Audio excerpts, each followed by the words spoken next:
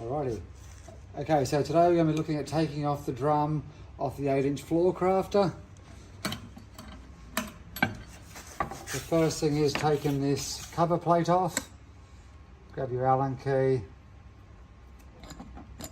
Now this can be a little bit trickier. This is going to come off easy today because it's been off a few times recently. But you just need to get a screwdriver or something to try and pry that out. It sometimes can be quite tight in there, but it will come off easily. This is just a standard thread.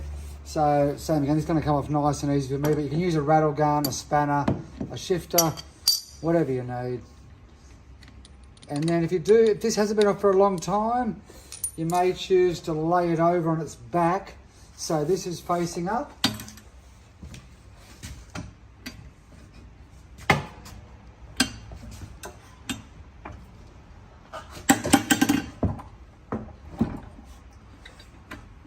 That way you can get a bit of WD-40 down in between the drum and the shaft to try and free it up. Sometimes these things mightn't have been off for a long time.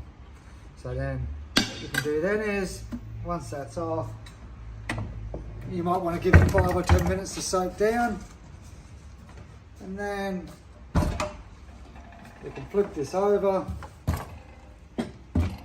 Okay, so then what you'll need to do is try and get some timbers, some levers, some jemmy bars, hammers, whatever. You just want to be nice and careful. You sometimes may need to give this a bit of a tap. You may want to work your way around it. So you're obviously very sensitive, but it will come out. And then once you slide that out, be careful of the keyway.